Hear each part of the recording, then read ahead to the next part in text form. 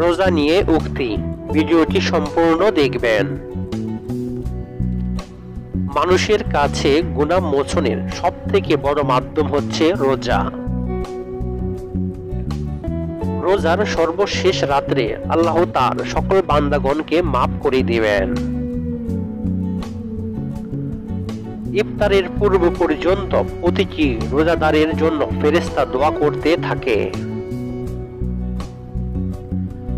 রোজা হলো আত্মসংযম, যা আমাদেরকে সকল মন্দ কাজ থেকে বিরত রাখে। আমাদের মুসলমান হতে হবে সব সময়ের জন্য, শুধু রমজান মাসের জন্য নয়। প্রতিটি রোজাদার বান্দাকে আল্লাহ তাআলা নিজ হাতে তাদের পুরস্কার তুলে দেবেন। জাহান্নাম থেকে নিজেকে রক্ষা করার জন্য মানুষের সবথেকে বড় ডাল হলো রোজা। প্রতিটি রোজাদার বান্দার মুখের দুর্গন্ধ আল্লাহর কাছে মেশকের চেয়ে বেশি ঘ্রাণযুক্ত। আল্লাহর আদেশে রোজাদার ব্যক্তিদের জন্য প্রতিদিন জান্নাতকে সজ্জিত করা হয়। রোজার মাস শুরু হলে জান্নাতের দরজা খুলে দেওয়া হয়, জাহান্নামের দরজা বন্ধ হয়ে যায়। নামাজ পড়ো, রোজা রাখো, কলমা পড়ো ভাই, তোর আখেরে কাজ করে নে, সময় যে আর নাই। রোজার একটি অন্যতম ফজিলত হলো রোজার মাধ্যমে আচার আচরণ ও চরিত্র সুন্দর হয়।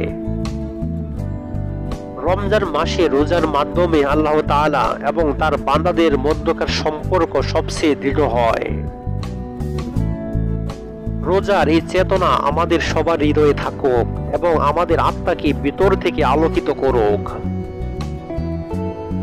রোজার মাসকে কাজে লাগিয়ে আমরা যেন নিজেদের আত্মশুদ্ধি করতে পারি, এই বিষয়ে আমাদের খেয়াল রাখা উচিত। রোজা, নামাজ এবং বাকি সকল ইবাদতগুলো মানুষকে অন্য যে কোনো সময়ের তুলনায় অনেক বেশি শক্তিশালী করে তোলে। রোজা আল্লাহর উপর আমাদের বিশ্বাসের একটি চিহ্ন বা প্রতীক, যা আমাদেরকে স্মরণ করিয়ে দেয় যে রিজিকের মালিক একমাত্র আল্লাহ তাআলা।